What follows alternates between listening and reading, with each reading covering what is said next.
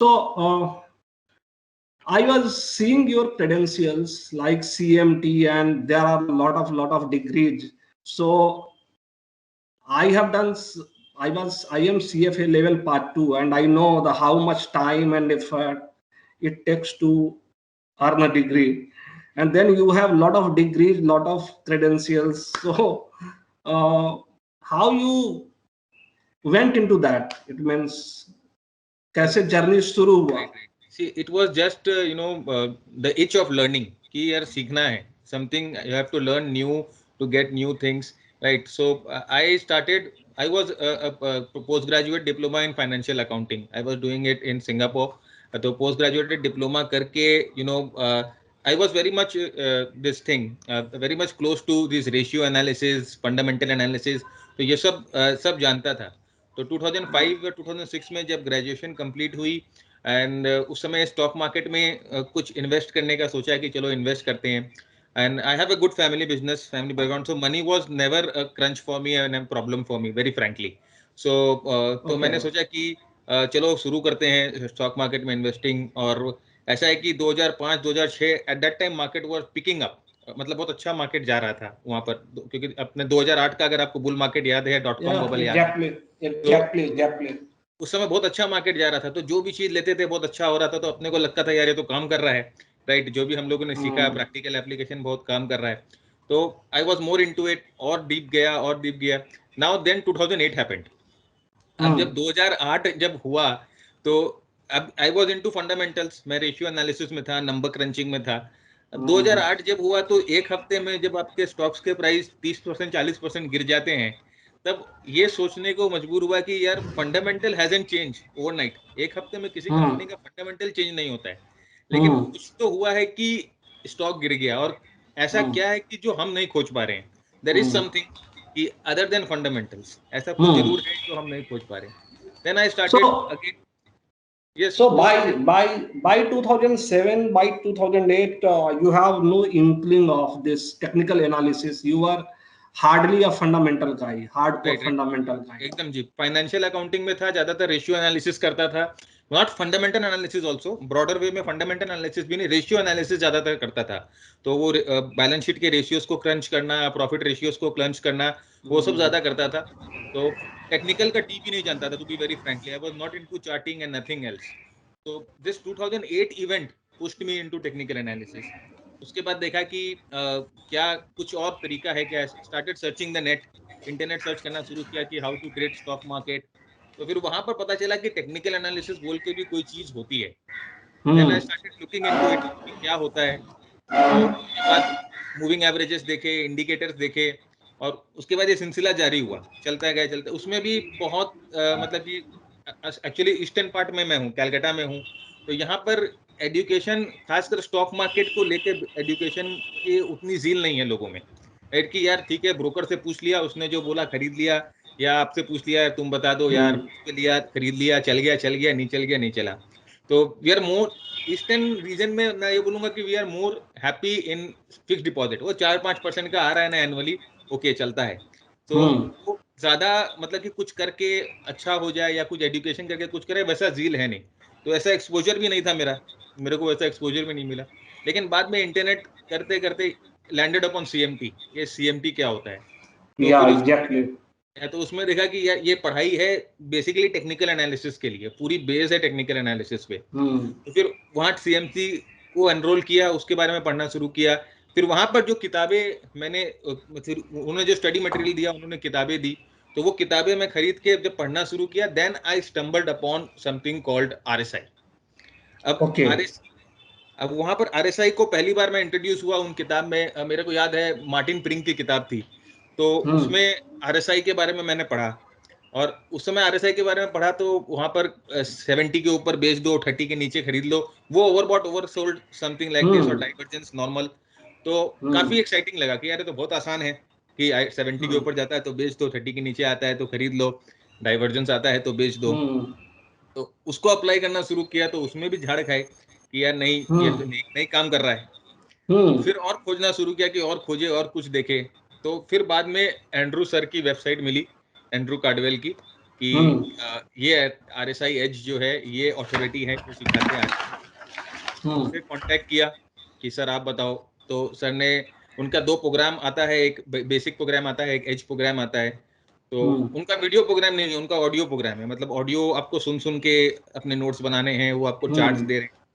तो फिर वो प्रोग्राम एनरोल किया, उनके साथ काफी दिन काम किया, मैं उनके साथ 4-5 साल से था, और इसके साथ साथ पढ़ाई मेरी चलती जा रही थी, मेरी CMT चलती जा रही थी। So you were also working with him on his proprietary desk or something? नहीं, उनका एक ग्रुप है जो वो PCG बोलते हैं, पर्सनल क्लाइंट ग्रुप। तो वो पर्सनल क्लाइंट ग्रुप में क्या होता है कि वो आपको बताते हैं कि अभी मार्केट के कंडीशन क्या है, क्या हो सकती है, क्या देख रहे हैं बेसिकली। तो उस ग्रुप में भी मैं काफी दिन था, तो वहां से उनसे काफी क्लोज हुआ और उनके साथ ट्रेड शेयर करने लग गया। तो वहां से बहुत एक्सपोजर मिला कि यस ये कुछ है। तो उसके बाद भी अपने इंडियन मार्केट में थोड़ा बहुत डिफरेंट है। US मार्केट ज्यादा मैच्योर्ड मार्केट है, वॉल्यूम्स ज्यादा है। इंडियन मार्केट अभी उतना मैच्योर्ड नहीं है। तो फिर इंडियन मार्केट में इस्तेमाल करने के लिए उसमें जो चेंजेस थी, उसमें जो ट्विकिंग करनी पड़ी वो करी, और फिर एक सिस्टम बेसिकली जाके तैयार हुआ। वो किस तरह की ट्विकिंग करनी पड़ी? ट्विकिंग मतलब कि जैसे RSI का रेंज होता है, सर इंदु सर जैसे बोलते हैं 60-40 है या 80-20 है। तो मैंने ये देखा कि हर एक स्टॉक का अपना कैरेक्टर होता है, या हर एक मार्केट का अपना कैरेक्टर होता है। तो या तो मैं इस तरह से प्रेजेंट करूं कि देखिए हर एक स्टॉक को ऑपरेट करने वाला बंदा अलग है। मतलब आज मैं अगर SBI को ऑपरेट कर रहा हूं, तो कोई दूसरा बंदा हो सकता है ICICI बैंक को ऑपरेट कर रहा है। तो जरूरी नहीं है दोनों का थॉट प्रोसेस सेम होगा। तो जब दोनों का थॉट प्रोसेस सेम नहीं है, तो हम किसी एक लेवल पे कैसे अपने आप को फिक्स कर सकते हैं कि वो भी 60, ये भी 60, ये नहीं हो सकता। तो लेवल्स जो हैं वो डायनामिक होते हैं, मैंने ये खोजा। और उसके बाद उन डायनामिक लेवल्स, हर एक स्टॉक का अलग डायनामिक लेवल होता है हर एक। तो उस तरह से धीरे धीरे वो ट्विकिंग करना शुरू किया। फिर मूविंग एवरेजेस जो RSI पे लगाते हैं, 945 जो सर यूज करते हैं, वो मैंने देखा कि उतनी अच्छी तरह से काम नहीं कर रहा है, उसको भी ट्विक किया। तो अभी 2-3 अलग सेट ऑफ मूविंग एवरेजेस हम यूज करते हैं। तो इस तरह से ट्विकिंग करके एक अच्छा सिस्टम बना। ओके, सो ये तो कई सारे और भी लोगों का मैं पहले YouTube सुन रहा था, एंड दे से कि मूविंग एवरेज भी है, तो लोग ब्लैक एंड प्ले मानते हैं कि हाँ 20 days 50 days, but her stock का अपना अलग मूविंग एवरेज होता है जो उसके अपने कैरेक्टर के हिसाब से होता है। तो ऐसा नहीं होता है कि one thing that fits all और समथिंग लाइक दैट। तो आपने तो काफी समय तक फिर इसको ट्विकिंग या बैक टेस्टिंग और काफी टाइम इसमें दिया होगा इस पीरियड में। जी देखिए, मेरे को एक पूरा सिस्टम बनाने में, RSI का सिस्टम बनाने पे, प्राइस का सिस्टम बनाने में कम से कम 7 से 8 साल लग गए।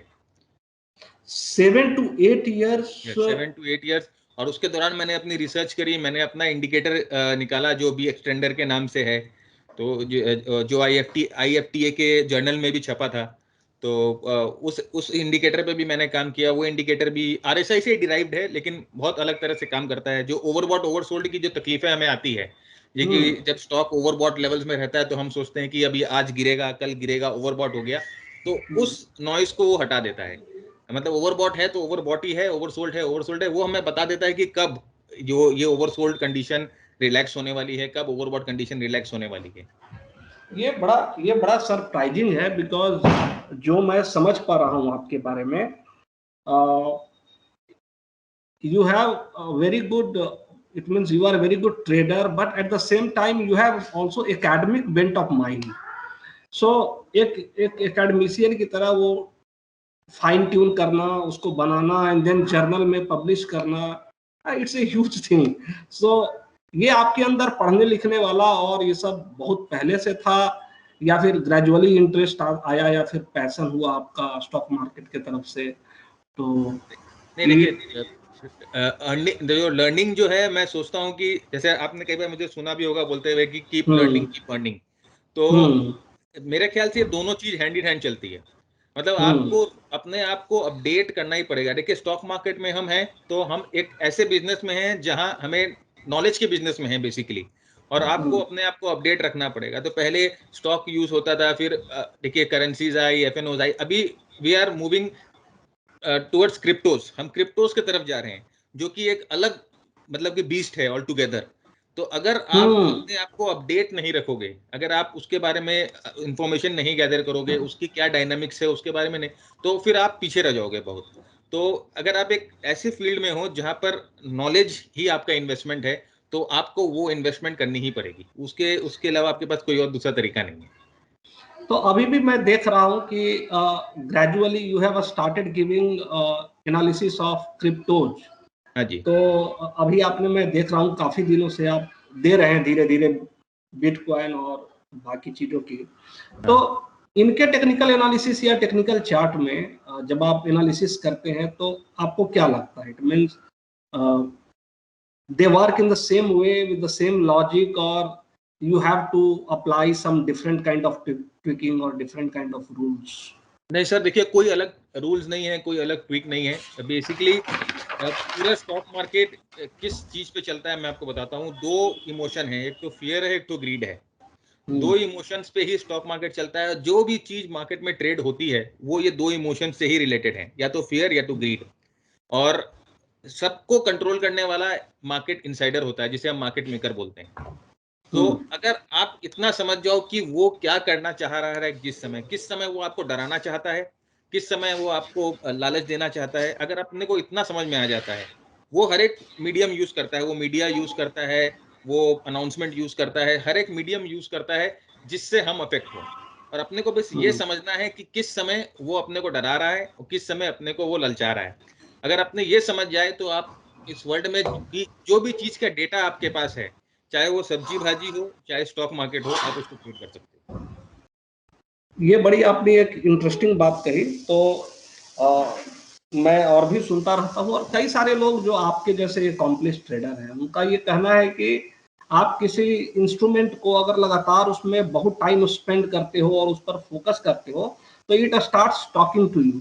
तो ये आपके साथ भी होता है क्या? It means your comfort level with particular instrument, particular something, and you start guessing, because मैं ये देखता हूँ कि आप जहां से बाई करते हो ये वहीं से उड़ जाता है। तो ऐसा कैसे होता है? It means such A precise level of, मतलब ऐसा लगता है कि वो बस आपके एंट्री लेने का ही इंतजार कर रहा था। नहीं सर, ऐसा नहीं है। समटाइम्स देखिए मैं किसी इंस्ट्रूमेंट से अटैच नहीं हूं, मैं अपने सिस्टम से अटैच हूं। मुझे अपने सिस्टम पे पूरा कन्विक्शन है, मुझे अपने सिस्टम पे पूरा भरोसा है। और मुझे ये पता है कि जब मेरे सिस्टम में बाई बता रहा है, जब मेरे सिस्टम में सेल बता रहा है, तो मेरा इतना कन्विक्शन है कि मैं उस पर बाई करूं, सेल करूं। तो मैं सिस्टम को फॉलो करता हूं और अपने सिस्टम के हिसाब से चलता हूं, चाहे वो किसी चीज पे भी हो, चाहे वो क्रिप्टो पे हो, चाहे वो कमोडिटीज पे हो, क्रूड पे हो, गोल्ड पे हो, स्टॉक पे हो, मुझे कोई मतलब नहीं है, मेरा सिस्टम फिक्स्ड है। ओके ओके, सो आपने पूरा 7 to 8 years का टाइम लिया अपने सिस्टम को फाइन ट्यून करने में, और मैं गेस करता हूँ कि अभी भी आप लगातार फाइन ट्यून कर रहे होंगे। हाँ जी एकदम। सो तो मैं अभी ये जानना चाहता हूँ कि आप अपना कोई वैसा अभी रिसेंटली कोई 2 ट्रेड, इट मीन्स जैसे अभी मैं आपको शो करता हूँ, 1 सेकेंड। बेसिक पर्पस ये है।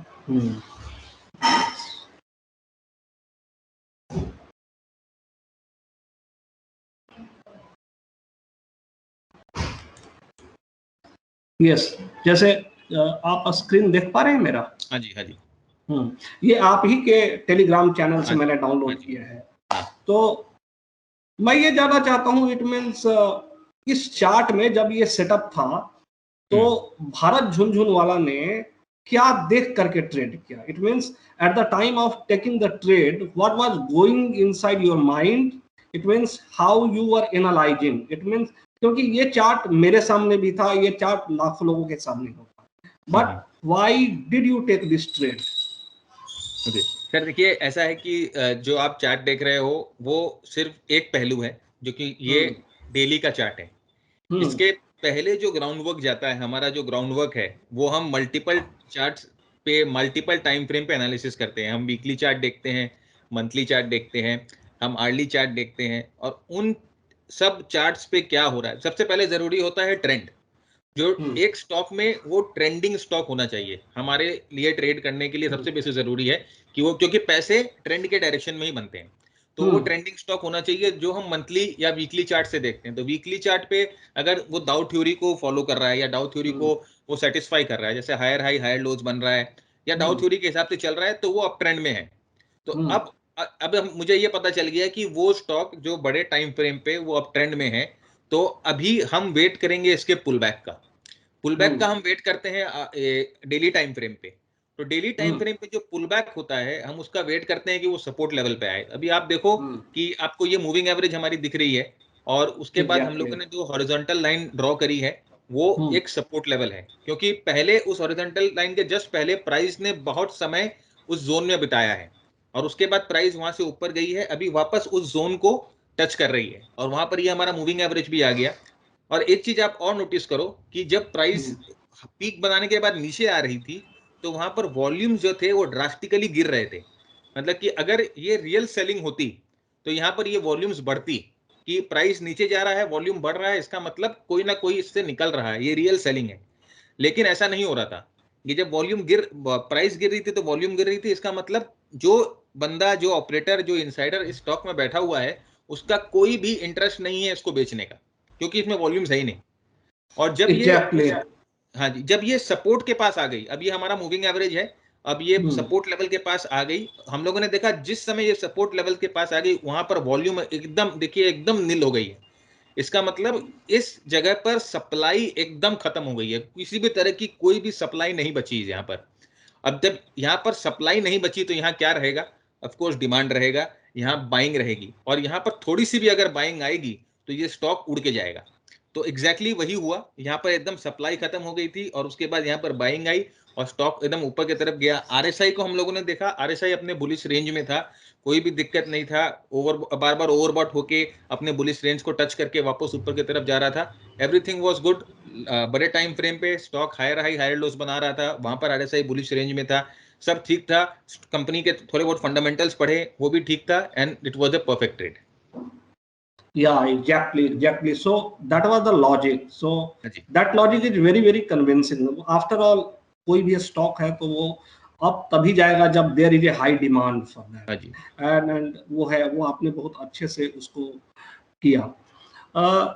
मेरा एक जो as a trader, not as a trader, I am not a trader, so मैं ये कहूँगा कि जैसे हमारे साथ एक प्रॉब्लम ये आती है कि हमारे साथ एक प्रॉब्लम ये आती है कि इतना नॉइज होता है मार्केट में कि हम उसको स्टॉक सिलेक्शन कैसे करें। It means screener, it means watch list. तो क्या ये आपके वॉच लिस्ट पर होता है या फिर कैसे आप ट्रैक करते हो कि इनको लेना है? सर आपने ये जरूर सुना होगा, the more we sweat in peace the less we bleed in war. So ये हम हमेशा ये बोलते हैं कि जितना आप शांति में मेहनत कर लोगे, पसीना बहा लोगे, जब असली लड़ाई छिड़ेगी उस समय आप उतना कम खून बहाओगे। तो हमारा जो काम होता है वो जो मार्केट जब बंद होता है, जब मार्केट शांत होता है, वीकेंड्स पे होता है, वो हमारा ज्यादा उस समय हमारा काम ज्यादा होता है। हम क्या करते हैं, हम CNX 500 जो हैं उनके एक एक स्टॉक को वीकली चार्ट्स और डेली चार्ट्स दोनों पे एक एक करके देखते हैं। वहां पर देखने के बाद हमें एक लिस्ट मिल जाती है जिससे हमें पता चलता है ये स्ट्रॉन्ग स्टॉक है, ट्रेंडिंग स्टॉक है, तो हम उन स्टॉक्स को पहले अलग कर लेते हैं। आप कोई पर्सनल प्रोप्राइटरी टूल वगैरह भी यूज करते हैं क्या? नहीं सर, हमारा पूरा सिस्टम जो है डिस्क्रिशनरी सिस्टम है। हम एकदम डिस्क्रिशन बेस्ड सिस्टम है। हम एल्गोस पे बिल्कुल भी भरोसा नहीं करते, हम किसी भी ब्लैक बॉक्स सिस्टम को यूज नहीं करते, एकदम ब्लैक एंड व्हाइट है। जो है आपके सामने है, आप यूज करो, ठीक तरह से यूज करोगे, प्रैक्टिस करोगे, आपको भी फायदा मिलेगा। मैं तो एकदम साफ साफ बोलता हूँ, कुछ ऐसा नहीं छुपा के रखा है।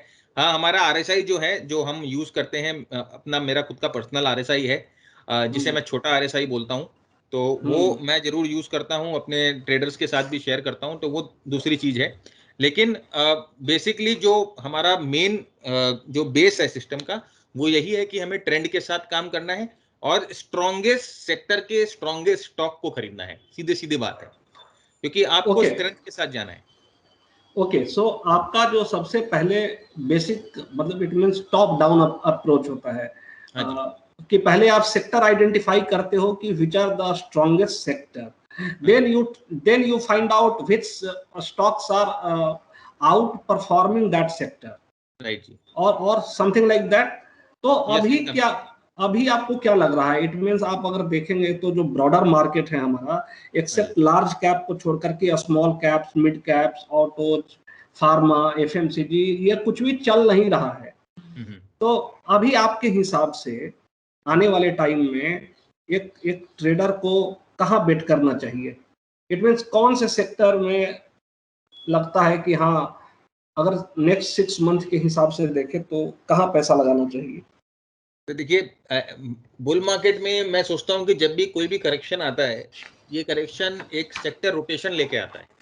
तो आप देखोगे, अगर निफ्टी का आप 2020 मार्च जो लो हुआ था, उसके बाद जितनी भी करेक्शन आई है, लेट जून में आई, फिर अक्टूबर में आई, फिर दिसंबर के आसपास आई, फिर अप्रैल में आई, जो भी करेक्शन आई, आप देखोगे जब वहां से करेक्शन से मार्केट जब रिकवर किया है, तो सेक्टर मार्केट ने चेंज कर लिया, जो सेक्टर लीडरशिप है वो मार्केट में चेंज हो गई। सो अभी आप देखोगे कि लास्ट इस मूव में आईटी जो थी वो काफी आउट परफॉर्म कर रही थी। आप देखोगे जो एफएमसीजी ने आउट परफॉर्म किया। अब अभी आप देखो, अगर आप चार्ट्स को देखोगे आपको समझ में आ जाएगा कि 2-3 सेक्टर जो हैं वो काफी कंसोलिडेट कर रहे हैं। फार्मा सेक्टर को अगर आप देखोगे, फार्मा सेक्टर अभी लोग बात नहीं कर रहे हैं, फार्मा सेक्टर थोड़ा कमजोर लग रहा है, लोगों के रडार के बाहर है। लेकिन अंदर ही अंदर अगर आप इस चीज को देखोगे, सारे फार्मा स्टॉक्स, जो मैक्सिमम फार्मा स्टॉक्स हैं, इवन फार्मा सेक्टर जो है, वो एक सपोर्ट लेवल पे आके रुक गया है। अब यहां से अगर कोई भी स्ट्रॉन्ग कंफर्मेशन मिलता है तो फार्मा में एक बहुत अर्ली एंट्री की जा सकती है। वैसे ही अगर आप ऑटो सेक्टर को देखोगे तो ऑटो सेक्टर भी एक इंपॉर्टेंट सपोर्ट पे आके रुका हुआ है। एनर्जी सेक्टर भी आप देखो, एनर्जी सेक्टर तो खैर 2-3 हफ्तों में काफी चल गया, लेकिन जिस समय हम रिलायंस के बारे में बात कर रहे थे, जिस समय हम बीपीसीएल के बारे में बात कर रहे थे, उस समय कोई भी एनर्जी सेक्टर की तरफ ध्यान नहीं दे रहा था। अब लेकिन रिलायंस ने लाइफ टाइम हाई बना लिया, तो सब अब रिलायंस के बारे में बात कर रहे हैं। सो एनर्जी सेक्टर ने भी ट्रेंडिंग शुरू की है। लेकिन एक तरफ हमें यह भी देखना है कि निफ्टी जो है थोड़ा सा ओवर एक्सटेंडेड लग रहा है यहाँ पर। तो अभी आप बेसिकली ट्रेनिंग पर भी फोकस कर रहे हैं? हाँ सर, ट्रेनिंग है अपनी, और मतलब कि जो लोग सीखना चाहते हैं, बहुत सीरियस होते हैं, इनको ट्रेनिंग जरूर देता हूँ। देखिए, मैं किसी भी तरह का ऐड, किसी भी तरह का पीआर वीआर मैं नहीं करता। जो अगर आप सीखना चाहते हो, आप अपनी शिद्दत से मुझे खोज लोगे और आपको ट्रेनिंग हम दे देंगे। लेकिन कोई भी, देखिए, एजुकेशन ऐसी चीज है कि लोग अभी यूट्यूब को देखकर और बहुत सारे किताबें पढ़ के भी ट्रेनिंग आप ले सकते हो, लेकिन जो मिस करते हैं वो है एक्सपोजर। तो एजुकेशन और एक्सपोजर ये दोनों हैंड इन हैंड जाता है। तो ऐसे बहुत लोग हैं जो आपको सिखा सकते हैं, लेकिन मार्केट में जब ट्रेड करने की बात आती है, जब अपने पैसों को एक्सपोज करने की बात आती है, तो उस समय क्या होता है कि वहां से लोग बैक ऑफ करते हैं। तो हम जो है अपने ग्रुप में, मैं जो ट्रेड लेता हूं, मैं बाकायदा एक एक ट्रेड शेयर करता हूं। जिस समय लेता हूं उस समय अपने मेंटीज को बता के लेता हूं कि देख भाई, मैंने ये ट्रेड लिया है। सो और इससे क्या इसके है, पीछे ये लॉजिक है, इसके पीछे हाँ ये लॉजिक है। हाँ जी, कि उनको कॉन्फिडेंस आए कि भाई ये ट्रेड ले रहा है या ये हमें बता के ले रहा है, तो इसका मतलब कि कुछ ना कुछ है। मतलब इस तरह से मार्केट काम कर सकता है, इस तरह से हम मार्केट में पैसे लगा सकते हैं। ओके। ये मैंने यहाँ पर, अगर आप देखोगे, ये मार्च 2020 का लो था, और इसके बाद ये ऊपर की तरफ आती है, एक cup and handle type of formation बनाती है, और यहाँ से ये ब्रेकआउट दे रही है। तो अभी मेजर्ड मूव जिसे हम बोलते हैं, अगर हम पैटर्न का डेप्थ को मेजर करते हैं और इसे हम ऊपर लेके जाते हैं, तो आप देखोगे कि एग्जैक्टली अभी मेजर्ड मूव का टारगेट हम लोगों को मिल गया है। ये देखिए, ये तो मेजर्ड मूव का जो कॉन्सेप्ट है, थोड़ा सा सर क्लियर करेंगे? मेजर्ड मूव होता है सर, जो भी पैटर्न हम देखते हैं उसकी जो डेप्थ होती है। जैसे कि ये हम एक राउंडिंग फॉर्मेशन देख रहे हैं, और इसकी एग्जैक्टली। जो डेप्थ है, मतलब कि ब्रेकआउट लेवल जो होता है, नेकलाइन लेवल से लेके जो डेप्थ होती है, उस डेप्थ को हम मेजर करके अगर उसके ब्रेकआउट जोन पे उसको ऐड कर देते हैं, तो मैंने यहाँ पर देखिए यही किया एग्जैक्टली कि ये इस पूरे, एग्जैक्टली समझ गया। हाँ, और फिर उसको हम ब्रेकआउट जोन पे ऐड कर देते हैं, तो हमें एक टारगेट मिल जाता है कि मोस्ट प्रोबेबली ये इसका मिनिमम टारगेट हम बोल सकते हैं, मिनिमम है, मैक्सिमम नहीं, मिनिमम टारगेट ये हो सकता है। तो नंबर 1 एग्जैक्टली। यहाँ पर आप देखिए कि एक हमें यहाँ पर ये टारगेट मिल रहा है निफ्टी का। कि ये एग्जैक्टली देखिए अभी उसी लेवल पे है मेजर्ड ओके। मूव। और दूसरा अगर हम फिबोनाची यूज करते हैं तो मैं यही इसको यूज कर रहा हूं, और आप देखिए ये एग्जैक्टली 2 टाइम्स हो गया इस मूव के। ये जो मूव गिरी ऊपर से लेके नीचे तक, उसका एग्जैक्टली 2 टाइम्स हम अभी एग्जैक्टली 2 टाइम्स पे है। तो एग्जैक्टली तो आपको लग रहा है आपके हिसाब से कि ये जो एग्जैक्टली निफ्टी का कौन सा लेवल है? इट मींस ये 17 17,329 का है। या 329 का। हाँ तो जी। अभी कुछ कोई करेक्शन आ सकता है यहाँ से, या कुछ देखिए कॉशियस होने की करेक्शन, जरूरत है? देखिए देखिए करेक्शन आ सकता है कि नहीं आ सकता है, ये तो कोई स्टडी बता नहीं सकती है। लेकिन हम्म। हाँ, जब हमारे पास 2-3 कंफ्लुएंस मिल रहे हैं, हमें 2-3 हिंट मिल रहे हैं कि ये एक इंपॉर्टेंट पिवट पॉइंट है या इंपॉर्टेंट लेवल है, तो यहाँ हम्म। पर थोड़ा बहुत कॉशियस हमें हो जाना चाहिए। तो अगर इस कॉशियस का मतलब ये होता है कि अगर आप किसी ट्रेड में, समझिए आप जब ट्रेड लेते हो तो उसकी 1 लाख रुपए की क्वांटिटी खरीदते हो, तो अभी उसको थोड़ा सा कट बैक करके उस आप 1/3 में लीजिए, कि एक बार 1/3 लेते हैं। एक बार ये लेवल्स निकल जाते हैं तब हम वापस कॉन्फिडेंट हो जाते हैं कि नहीं, वापस ऊपर की तरफ निफ्टी जा सकता है, एंड उसके फिर आप इसमें बाकी वापस ऐड कर सकते हो। क्योंकि देखिए मार्केट आज भी है, मार्केट कल भी है, मार्केट रोज रहेगा, लेकिन आपके फंड अगर हम्म। एक बार चले गए ना तो वो वापस नहीं आने वाले। तो हम्म। अपने को क्या जरूरत है, ठीक, अपने तो पैसा काटना थोड़ी ना पड़ा हुआ। तो वही चीज है कि हमें रेडी रहना चाहिए। और इसके साथ साथ देखिए अब हमें ये लेवल मिल गया तो हम सपोर्ट के लेवल्स भी देख लेते हैं कि ये देखिए ये प्रायर कंसोलिडेशन था, इस जगह पर एग्जैक्टली। पहले कंसोलिडेट किया था कुछ दिन पहले, तो ये हमारा एक सपोर्ट लेवल हो गया, ये जोन हमारा सपोर्ट जोन हो गया। तो अगर ये करेक्ट करके इस जोन में आएगा तो ये एक इंपॉर्टेंट जोन होगा, यहाँ पर हम निफ्टी को वॉच करेंगे कि किस हिसाब से क्या होने वाला है। तो अगर इस जोन में निफ्टी कैसा बिहेव करती है उसके हिसाब से ही हाँ जी। नेक्स्ट जो डायरेक्शन होगा निफ्टी का, वो उसके हिसाब से होगा। हाँ जी तो एकदम। आपके हिसाब से आपने जो 3 सेक्टर्स बताए हैं, Nifty auto, Nifty pharma and Nifty realty. ये निफ्टी रियल्टी। रियल्टी में तो सर मैंने भी पैसा लगाया है, इनफैक्ट 3-4-5 महीने पहले ही लगा दिया था। हाँ जी। तो निफ्टी रियल्टी का चार्ट एक बार दिखाएंगे सर? देखिए निफ्टी इसे रियल्टी या मैं आपको रियल्टी का चार्ट ही दिखाता हूँ, और इसमें अभी और कितना जूस है मैं आपको ये भी बताता हूँ। देखिए ये निफ्टी रियल्टी का चार्ट है, और अभी आप देखोगे तो लेफ्ट साइड पे कोई आपको खास रेजिस्टेंस दिखाई नहीं दे रहा है। जो रेजिस्टेंस है वो ये वाला है यहाँ पर।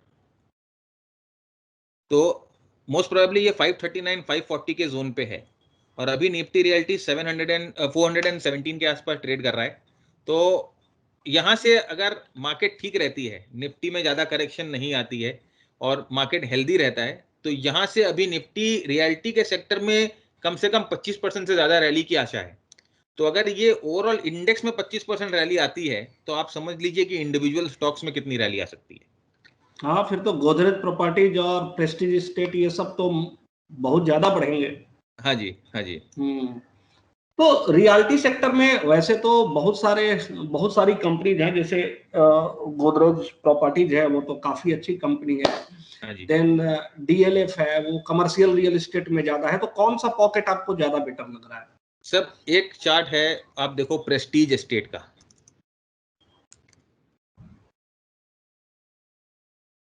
ये अगर अपने को कुछ लेना है तो इसकी स्टोरी भी बहुत अच्छी है और इसका चार्ट भी बहुत अच्छा लग रहा है। तो अगर ये मौका देता है, डिप आती है इसमें और ये मौका देता है, तो इसमें जरूर इन्वेस्टमेंट करने की सोचनी चाहिए। सर प्रेस्टीज कुछ एस्टेट। दिनों पहले ही इन्वेस्ट कर दिया है। हाँ जी, ये है। और प्रेस्टीज एसेट दूसरा है डीएलएफ। डीएलएफ भी बहुत अच्छा है। अभी अगर इस फंडामेंटल्स को भी देखें तो इसने अपने पिछले डेप्थ को बहुत कम किया है। और ये देखिए चार्ट वाइज भी अगर आप मंथली चार्ट देखो तो इसमें बहुत बहुत जूस बाकी है। ये बहुत बड़ा एक्यूमुलेशन बना रहा है, देखिए एक बॉटम टाइप ऑफ फॉर्मेशन बना रहा है। तो अभी जैसे डीएलएफ बहुत एक हाई लेवल पर था, फिर बहुत ज्यादा करेक्ट हो गया। अगर आप इसका पीक देखो हाँ जी। तो अभी आपके हिसाब से आने वाले 2-3 इयर्स में अगर सब कुछ, if the story plays out correctly as people are telling, residential real estate का रिवाइवल हो हाँ रहा जी, है, then हाँ जी, all that, because it has to play out, and if corona period recedes, तो हाँ जी। ये कहाँ तक आप इसको देखते हो? इट मींस आपका long term target after 2-3 years क्या हो सकता है इसमें? सर देखिए, बहुत फ्रैंकली मैं आपको बता रहा हूँ कि स्टॉक के जो टारगेट्स होते हैं उससे हम लोगों को मतलब नहीं होता है। हम लोग हमेशा अपने स्टॉक्स को राइड करते हैं। तो अगर हम्म कल ही हमें लगे कि स्टॉक कमजोर हो रहे हैं तो हम उससे तुरंत निकल जाएंगे। अब वो आने वाले 5 साल में क्या करेगा, 7 साल में क्या करेगा, उससे अभी इस समय हमें फिलहाल कोई भी मतलब नहीं है। प्रेडिक्शन जो एनालिसिस होती है ये सबसे ओके खतरनाक एनालिसिस होती है, और खासकर कोई नया ट्रेडर अगर इस प्रेडिक्टिव हम्म एनालिसिस में घुस जाए तो वो मतलब कि अंत है, मतलब उसके ट्रेडिंग कैरियर का। तो सर आप बिल्कुल सही कह रहे हैं, क्योंकि ये होता है ना क्या, और 2-4 प्रेडिक्शन अगर करेक्ट हो गई तो ये हाँ और जी डेडली हो जाता है। सर कोई और कोई और चार्ट अगर आप, जो इंटरेस्टिंग चार्ट अगर आप दिखाना चाहें। सर, मैं फार्मा का आपको चार्ट दिखाता हूँ जो कि मैंने उसकी एग्जैक्टली। बात की है। अगर आप फार्मा के इसको देखो चार्ट को, तो मैं क्या देख रहा था मैं आपको बताता हूँ। ये देखिए, एक तो ये सपोर्ट जोन है, एग्जैक्टली। ये प्रीवियस सपोर्ट जोन है, और यहाँ पर देखिए ये मॉर्निंग स्टार पैटर्न बना रहा है। अगर कैंडलस्टिक्स की भाषा में बात करें तो ये हम्म एक मॉर्निंग स्टार पैटर्न बना रहा है। हम्म सपोर्ट लेवल पे आकर कोई कैंडलस्टिक एक बुलिश पैटर्न बनाता है, इसका मतलब कि वो इस सपोर्ट लेवल को सपोर्ट एक्सेप्ट कर रहा है और यहाँ पर कुछ ना कुछ बाइंग जरूर है। आरएसआई को अगर आप देखोगे तो आरएसआई एकदम कंफर्टेबल है, 50 के जोन पे बाउंस खा के ऊपर की तरफ आई है। तो ये हो गई सेक्टर की बात। अब मैं आपको अगर अलग अलग स्टॉक दिखाऊं, अगर आप देखेंगे डॉक्टर रेड्डी, देखिए डॉक्टर रेड्डी लास्ट वीक बहुत अच्छा मूवमेंट दिया, एक हैमर टाइप ऑफ फॉर्मेशन बना, ये एक मॉर्निंग स्टार पैटर्न बना रहा है। तो स्ट्रांग एग्जैक्टली। लग रहा है। हमें कहीं ना कहीं से एक हिंट मिल रहा है कि फार्मा सेक्टर में वापस हो सक रहा है कि तेजी आ सकती है। हम कंफर्मेशन हम्म का वेट कर रहे हैं, लेकिन एक हिंट हमें मिल रहा है कि फार्मा सेक्टर थोड़ा स्ट्रांग लग रहा है। वैसे ही अगर आप दूसरा स्टॉक देखोगे, बायोकॉन की बात करते हैं, बायोकॉन में भी काफी करेक्शन आया है अभी। आया है, लेकिन अभी जो हम देख रहे हैं वहां पर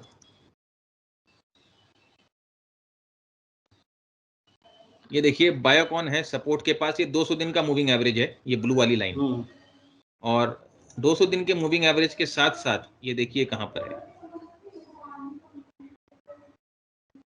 एक सपोर्ट लेवल पे है। तो हम्म आउटराइट बाय नहीं है, लेकिन एक इनिशियल हिंट हमें मिल रहा है कि ये सब एक सपोर्ट लेवल के पास है, और यहाँ से हो सकता है कंफर्मेशन मिलने के बाद फार्मा सेक्टर वापस ट्रेंडिंग करने लगे। यानी आपके हिसाब से अगर ये निफ्टी का करेक्शन होता है तो लीडर्स चेंज करेंगे, और हाँ जी, मे बी जो आईटी और मिड कैप आईटी और ये सब जो बहुत ज्यादा चल रहे थे, तो हाँ फिर जी, से एक बार लीडरशिप जो है रियलिटी और ये फार्मा ऑटो ये सब ले ले। हाँ जी, हाँ जी, reality auto pharma energy. Reality auto pharma energy. Bank Nifty का सर क्या लग रहा है आपको? ठीक है सर, बैंक निफ्टी भी मैं दिखाता हूँ आपको। बैंक निफ्टी से ज्यादा बेटर अगर आप देखोगे निफ्टी फाइनेंस है, मैंने कई बार इसकी चर्चा भी की है। अ, हम्म लेकिन फिर भी मैं दिखाता हूँ आपको। देखिए निफ्टी, बैंक निफ्टी भी देखिए cup and handle type of formation जिसे हम बोलते हैं, ये वहां से एक अच्छा ब्रेकआउट हम लोगों को दे रहा है। ये देखिए अच्छा फॉर्मेशन है, लेकिन अभी इसमें जो तेजी आएगी या जो इसमें स्ट्रेंथ आएगी वो इस कैंडल के ऊपर ही आएगी। तो अभी ये अपने इनिशियल रेजिस्टेंस पॉइंट के पास पहुंच रहा है, या अपने इनिशियल लेवल्स पे पहुंच गया। जो इनिशियल टारगेट जो हम लोगों ने पहला टारगेट इसका सोच के रखा था, ये ऑलमोस्ट उसके पास ट्रेड कर रहा है। अब यहाँ से अगर ब्रेकआउट दे के ऊपर की तरफ जाती है या कोई पुल बैक देती है, तब हम ये बैंक निफ्टी में भी ट्रेंडिंग बोल सकते हैं। क्योंकि अगर देखिए निफ्टी करेक्ट करेगा तो बहुत ऑब्वियस सी बात है कि बैंक निफ्टी भी करेक्शन में आएगा। तो हम्म ये यहाँ पर एक नॉर्मल छोटा सा रेजिस्टेंस है 37-38,000 के पास, हाई प्रीवियस हाइस के पास। लेकिन अगर उसको तोड़ के ऊपर जाता है तब बैंक निफ्टी का 40,000 का टारगेट है हमारा यहाँ से। आप निफ्टी फाइनेंस के बारे में भी बता रहे थे। हाँ जी, बताता निफ्टी हूँ। फाइनेंस का चार्ट ज्यादा रिलायबल होता है क्या? नहीं, ऐसा कुछ नहीं है, क्योंकि बैंक निफ्टी और बैंक निफ्टी फाइनेंशियल सर्विस सब एक ही है। यहाँ पर देखिए निफ्टी फाइनेंस जो ऑलरेडी आपको समझ में आ रहा है कि देखिए स्ट्रांग है, क्योंकि अपने पिछले रेजिस्टेंस के ऊपर काम कर रहा है। और बाकी फाइनेंस स्टॉक अगर आप देखोगे, बजाज फाइनेंस, बजाज फिनसर्व, इन लोगों ने ऑलरेडी अपनी मूव जो है वो काफी अच्छी मूव इन लोगों ने पोस्ट कर चुकी है जी। तो ये देखिए, ये भी बहुत अच्छा फॉर्मेशन है निफ्टी फाइनेंस।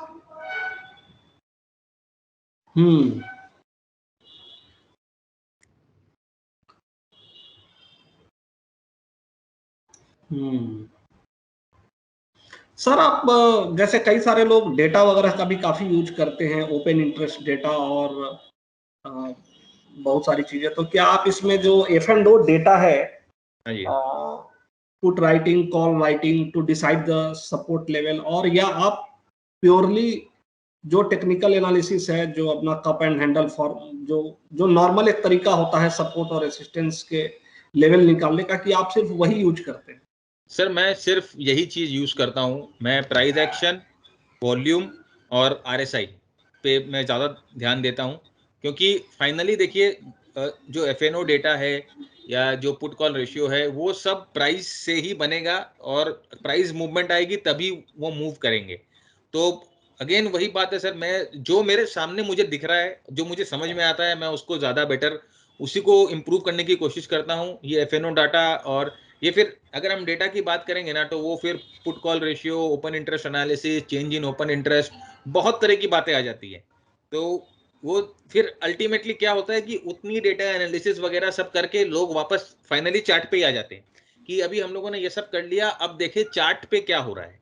तो जब फाइनली आपको कंफर्मेशन चार्ट से ही लेनी है, तो मैं सीधा चार्ट देख के कंफर्म क्यों ना हो जाऊं, मैं क्यों उस सब झंझट में झमेले में जाऊं।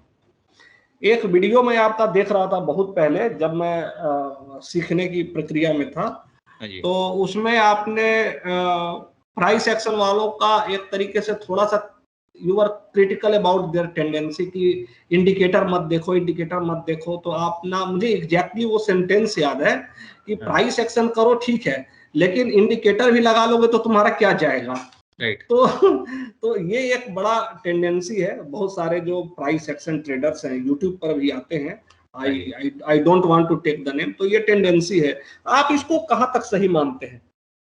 सर देखिए, मैं एक चीज जानता हूं कि आइसोलेशन में जब हम कोई चीज, अभी स्टॉक, देखिए सर, स्टॉक मार्केट 3 चीजों से चलता है। पहले इस चीज को समझते हैं, सीधी सीधी बात है। स्टॉक मार्केट में प्राइस से चलता है, वॉल्यूम से चलता है, मोमेंटम से चलता है, वोलेटिलिटी से चलता है, और एक टाइम एलिमेंट अलग, वो पूरा डिफरेंट एलिमेंट है जिसे हम टाइम एलिमेंट बोलते हैं। तो प्राइस के लिए हम कैंडलस्टिक या बार चार्ट यूज कर लेते हैं, वॉल्यूम के लिए हम रॉ वॉल्यूम या कुछ भी यूज कर लेते हैं। लेकिन आप ये मोमेंटम और वोलेटिलिटी कैसे देखोगे?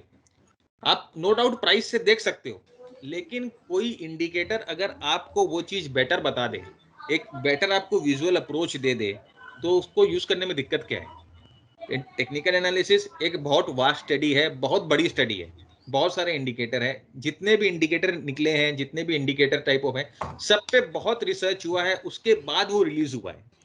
तो हम आउटराइट उसको ये नहीं बोल सकते कि काम नहीं करता है। तो ये मेरा मैं ये कहता हूं कि तुम यूज करो, यूज करने में कोई दिक्कत नहीं है, लेकिन ऐसा मत बोलो कि वो नहीं चलता है। लोग तो देखिए एस्ट्रोलॉजी से भी स्टॉक मार्केट में ट्रेड करते हैं। एकदम सर, अब देखिए अपने पर्सनालिटी पे डिपेंड करता है। मैं हमेशा बोलता हूं कि एक सिस्टम को चूज करो जो तुम्हारे पर्सनालिटी को सूट करता है। अगर आपको एस्ट्रोलॉजी से फायदा हो रहा है तो आप उसको सीखो और उसके पीछे डट के लग जाओ। अगर आपको डेटा एनालिसिस से फायदा हो रहा है तो आप उसको सीखो। आपको अगर चार्ट पैटर्न से फायदा हो रहा है तो आप उसको सीखो। आपको एलियट वेव, नियो वेव से फायदा हो रहा है तो आप उसको सीखो। वो जो सिस्टम है वो आपकी पर्सनालिटी को सूट करना चाहिए। अब मैं डे ट्रेडिंग या मैं स्कैल्पिंग या मैं ऑप्शन के जो वीकली एक्सपायरी है, इससे मैं कंफर्टेबल नहीं हूं, क्योंकि ये मेरे पर्सनालिटी को सूट नहीं करता है। मैं पूरे दिन बैठ के कंप्यूटर के सामने बैठूं, वो 5 मिनट का ट्रेड मारूं, 10 मिनट का ट्रेड मारूं, ये मेरे लिए पॉसिबल नहीं है। मेरे पास उतना टाइम नहीं है, ना मेरे पर्सनालिटी को सूट करता है। तो अब कोई बंदा, अगर आप देखोगे, वीकली ऑप्शंस को ट्रेड करके लाखों लाखों रुपए कमा रहा है, तो अब मैं अगर उसको देखकर उसके मेथड्स को यूज करना शुरू कर दूं तो मेरे लिए काम नहीं करेगा, क्योंकि वो मेरे पर्सनालिटी को सूट नहीं कर रहा है। इसीलिए सबसे ज्यादा जरूरी है स्टॉक मार्केट में कि अपने आप को पहचानो, अपनी पर्सनालिटी को पहचानो, और फिर अपने पर्सनालिटी के हिसाब से एक सिस्टम चूज करो और उसके पीछे लगो और उसको समझो। तो ये बहुत जरूरी है। तो ये कब रियलाइज हुआ आपको? इट मींस आपने भी वो सारा स्कैल्पिंग, डे ट्रेडिंग और ये सब तो किया ही होगा। इट मींस सब किया सर। जब मैं शुरू में जब मैंने ट्रेडिंग शुरू करी और मैं देखता था कि ऑप्शन में लोग 100% 200% बना रहे हैं, तो और हम जो थे RSI यूज करते थे या कुछ भी यूज करते थे, तो हम सोचते थे कि यार क्या हम मतलब कि हम गलत कर रहे हैं कुछ, या हमारे पास कुछ ऐसी चीज नहीं है जो इनके पास है। तो फिर हम लोगों ने मैंने ऑप्शन बहुत डेप्थ में सीखा और ऑप्शन के बारे में बहुत सीखा, बहुत समझा, लेकिन फाइनली जब उसको अप्लाई करने गया तो मुझे उस तरह के रिजल्ट नहीं मिल रहे थे। तो फिर मुझे वो समझ में आ गया कि ये मेरे पर्सनालिटी के विपरीत है, मुझे इसमें कुछ फायदा नहीं होने वाला।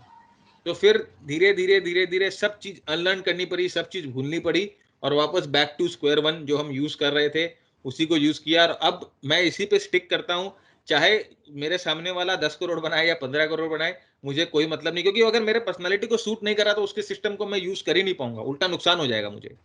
तो ये रियलाइजेशन बहुत जरूरी है, आपको ये समझना बहुत जरूरी है कि आपकी पर्सनालिटी को क्या चीज सूट करती है, आपके टाइमिंग के हिसाब से क्या चीज सूट करती है, क्या आप कंफर्टेबल हो।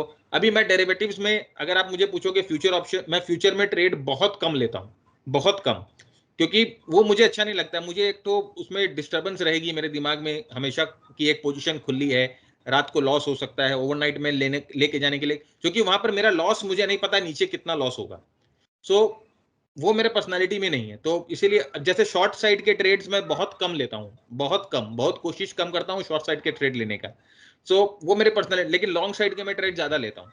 तो वो मेरा पर्सनालिटी है, वो मेरे पर्सनालिटी का ट्रेड है, मैं उसी तरह से काम करता हूँ। अभी मेरे ग्रुप में मेरे स्टूडेंट्स हैं जो बहुत अच्छा शॉर्ट ट्रेड्स लेते हैं, जैसे कि कई लोगों ने डॉक्टर रेड्डी शॉर्ट किया था, कई लोगों ने बायोकॉन शॉर्ट किया था, और मेरे को उन्होंने शेयर किया कि सर आपने ये बताया लेकिन आपने लिया क्यों नहीं, क्योंकि वो मेरे पर्सनालिटी को सूट ही नहीं करता, मैं कैसे लूँ। तो वही बात है। एग्जैक्टली। और एक ये बात भी तो कही जाती है ना कि आइदर जो ट्रेडर होता है वो इनबिल्ट वो शॉर्ट करने की टेंडेंसी होती है या उसमें लॉन्ग करने की टेंडेंसी होती है, हाँ जी। दोनों एक साथ generally either people are bear और बुल। यस तो ये बड़ा है ही। तो अभी सर, आप आपको मैं किसी भी हेज फंड की बात करोगे, किसी भी बड़े हेज फंड या किसी भी बड़े ब्रोकरेज हाउस की बात करोगे जहां पर उन लोग रिसर्च निकालते हैं, आप वहां पर देखोगे कि बाई साइड एनालिस्ट अलग होते हैं, सेल साइड एनालिस्ट अलग होते हैं, डेटा एनालिस्ट अलग होते हैं। तो जब ये बड़े हेज फंड जो इतना पैसा लगा के रखे हैं, इतना इन्वेस्ट करके रखे हैं, जब इनको ये चीज पता है कि एक ही बंदा बाई साइड में एक्सपर्ट नहीं हो सकता, एक भी बंदा सेल साइड में एक्सपर्ट नहीं हो सकता, दो अलग अलग लेवल हैं, दो अलग अलग टाइप ऑफ माइंडसेट चाहिए शॉर्ट करने के लिए, और लॉन्ग करने के लिए अलग माइंडसेट चाहिए। जब वो इस चीज को फॉलो करते हैं तो बिना मतलब मुझे ये समझ में नहीं आता कि हम ट्रेडर्स क्यों हर एक चीज को ट्रेड करने जाते हैं। तो ये चीज समझना बहुत जरूरी है। एक और पॉजिटिव चेंज ट्रेडिंग फील्ड में अभी ये आया है, मैं रिसेंटली लास्ट 4 और 5 ईयर्स से मैं देख रहा हूँ। ये एक इन्वेस्टमेंट कम्युनिटी जो थी ना, जैसे उनका ये कहना था कि ट्रेडिंग से पैसे नहीं बनते हैं, तो एक तरह से ट्रेडिंग को ना वो, मैं कहूँ कि एक वर्ड यूज करूँ, हिकारत की दृष्टि से देखते थे हाँ जी, हाँ जी। कि हाँ ये इससे तो कोई भी मार्केट को टाइम नहीं कर सकता है, और ये फलाना ढिमकाना और ये सब हाँ जो जी, है वो वॉरेन बफेट टाइप का, ये जो एक अलग टाइप का स्कूल है। हालांकि I don't personally agree to हाँ वेरी जी, much this Warren Buffett school. हाँ जी। हाँ, वो उन्होंने पैसे बनाए होंगे अपने टाइम में, बट हम्म, ये उसको एकदम सही मान करके। लेकिन अब मैं देख रहा हूँ कि ये बड़ा एक ऑर्गेनाइज हो रहा है, इट मीन्स ट्रेडर्स कार्निवल हो रहा है, हम्म, traders are coming and also the traders are started hogging limelight। पहले ये राइट। लाइमलाइट ना कुछ मैं देखता था कि सीएनबीसी आवाज पर और यहाँ वहां कुछ लोग लेते थे, हम्म, लेकिन वो आपके जैसे कुछ ट्रेडर्स थे जो साइलेंटली पैसे बना रहे थे हाँ और जी, they were doing good job, but hmm, लेकिन उनका मार्केट में कहीं नाम नहीं था। But thanks to social media हाँ जी। एक ये बड़ा ऑर्गेनाइज हो रहा है। तो ये ट्रेंड आपको कैसा लगता है? सर ये तो, और हाँ जी। इट मीन्स मैंने भी आपको जाना तो यूट्यूब के थ्रू ही जाना। हम्म। तो सर ये एक बहुत अच्छा जिसे हम बोलेंगे बहुत अच्छा चेंज हो रहा है। और मैं मेरे नज़र में ऐसे बहुत सारे ट्रेडर्स हैं, वैल्यू इन्वेस्टर हैं, जो अभी ट्रेडिंग की लाइन में या ट्रेडिंग की दुनिया में वापस आ रहे तो हैं। उन्होंने बिल्कुल बिल्कुल इसको कहते हैं ना, बोला कि ये बेकार सी चीज है हाँ भाई। जी, जब मैं ये साफ देख रहा हूं कि भाई it is possible to time the market, not exactly but काफी हद तक आप ब्रॉड ट्रेंड को पकड़ सकते हो टेक्निकल एनालिसिस के थ्रू, तो फिर आप क्यों उसको मतलब कंडेम करते हो? आइदर आप ये बोलो यार कि आपको पता नहीं है, आप ये कहो ना कि आपको वो चीज पता नहीं है, लेकिन आप ये कैसे कह सकते हो कि ये बोगस है and it does not work? तो ये एक बड़ा चेंज आ रहा है। यस सर, बाहर के आप देखोगे काफी बड़े बड़े जो राइटर्स हैं, बड़े बड़े ट्रेडर्स हैं, अगर हम बात करें डेविड रैन की, विलियम ओनील की, मार्क माइनरवेनी की, क्रिस कैचर है या गिल मोरेल्स हैं, ये सब चार्टिंग पे ही काम करते हैं, ये सब ट्रेड पे ही ट्रेडिंग ही कंपनी की, ऑफ कोर्स ये फंडामेंटल्स देखते हैं, लेकिन फंडामेंटल्स वहीं तक देखते हैं जितना काम है कि क्या कंपनी के ईपीएस इंक्रीज हो रहा है, कंपनी का सेल इंक्रीज हो रहा है, बस उतना ही, और उसके बाद जो चार्ट बोलता है वो वही करते हैं। तो मार्क माइनरवेनी से उनकी इंटरव्यू मैंने कई बार देखी और उनके किताब को कई बार पढ़ा, तो उन्होंने बार बार एक ही चीज लिखा कि पहले हम चार्ट देखते हैं और चार्ट पे हमें लगता है कि इसमें कुछ स्ट्रेंथ बन रही है तो हम एक बार फंडामेंटल देख लेते हैं, वहां पर अगर कंफर्मेशन मिल जाता है फिर फंडामेंटल का कोई काम नहीं है, उसके बाद हम फंडामेंटल्स को साइड करके अपने प्रॉफिट्स को, अपने ट्रेड को सिर्फ चार्ट के बेसिस पे ही ट्रेड करते हैं। तो इस तरह की जो सोच है वो आ रही है, बहुत अच्छा है। लोग इस साइंस को, टेक्निकल एनालिसिस को मंकी साइंस बोलते थे, मुझे याद है कि मैंने हाँ जी, एक बंदे को बोलते सुना कि ये मंकी साइंस है, तो आज वही बंदा सिखा रहा है टेक्निकल एनालिसिस या टेक्निकल एनालिसिस को फॉलो कर रहा है, तो ये बहुत अच्छी बात है कि रिकग्निशन मिल रही है, लोग समझ रहे हैं कि टेक्निकल एनालिसिस भी एक साइंस है जो काफी वैलिड है और इससे पैसे बनाए सकते हैं और अच्छे पैसे बनाए जा सकते हैं।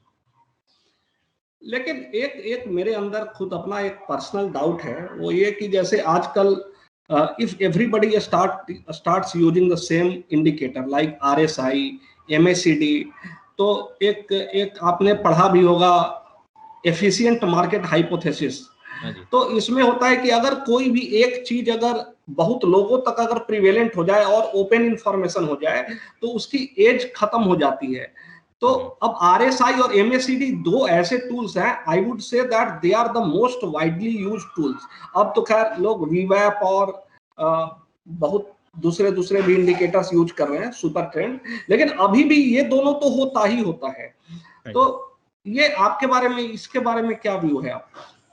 सर देखिए, मैं दो बातें आपको बताऊंगा। पहला तो कि ये जो चीजें हैं, अगर आप आज कोई भी प्राइस पैटर्न को देखोगे, तो अगर एडवर्ड्स एंड मीगी की किताब पढ़ोगे, जो कि फादर ऑफ टेक्निकल एनालिसिस, जिन्होंने चार्टिंग को पहले पैदा किया कि ये हेड एंड शोल्डर पैटर्न है या रेक्टेंगल पैटर्न है या ट्राइंगल पैटर्न है, तो वो आज भी उतने ही काम करते हैं, उतने ही वैलिड हैं जो कि उस समय थे। आज से अगर आप डाउ जोन्स की बात करें, अगर डाउ थ्योरी की बात करें, 100 साल पुरानी डाउ थ्योरी है, तो आप अभी भी वो उतनी ही वैलिड है। तो लोगों का जब तक क्योंकि लोगों की साइकोलॉजी चेंज नहीं होती, लोगों का परसेप्शन चेंज नहीं होता, वो जब हम बोलता हूँ ना फियर एंड ग्रीड या फियर ऑफ मिसिंग आउट, डर लगता है, ग्रीड जब हो जाता है, तो ये जब तक रहेगा, प्रेवेलेंट रहेगा, टेक्निकल एनालिसिस काम करेगा। ये पहली बात। दूसरी बात, जो इंडिकेटर्स हम देखते हैं, आज हम RSI की बात करें या मैकडी, आपने कहा मैकडी की बात करें, मैं RSI के बारे में आपको बात करता हूं क्योंकि मैं RSI पे ज्यादा कंफर्टेबल हूं। मैं आपको बोलता हूं अभी भी 99.99% लोग जो RSI को यूज करते हैं वो उसे सही तरीके से यूज नहीं करते, वो एकदम गलत यूज करते हैं RSI की। सो इसीलिए जब तक आप उसको गलत यूज करोगे तो जो सही यूज करते हैं उनके लिए हमेशा हमेशा फायदेमंद होगा। तो उससे गलत यूज तो सर आप कोई भी इंडिकेटर करो वो काम करना बंद कर देगा, तो अगर आप गलत यूज करोगे तो वो आपके लिए काम नहीं लगेगा। तो ये चीज, दो चीजें बहुत जरूरी है, आप समझ के रखिए। कभी भी कोई भी चीज जो है एफिशिएंट नहीं होती है, ये चलता रहा है, चलता रहेगा। तो आपके हिसाब से जब तक ये जो डिफरेंट पैटर्न्स है, basically they are the footprints of human emotions. Yes. So at a particular time period, if people are thinking in a certain way, this will be reflected in that pattern. So ये हमेशा रहेगा और ये वैसे ही चलता रहेगा एकदम। So बहुत अच्छा लगा सर आपसे बात करके। My pleasure. और thanks a lot sir, thanks a lot. Thank you, sir. Okay, sir. Have a good day.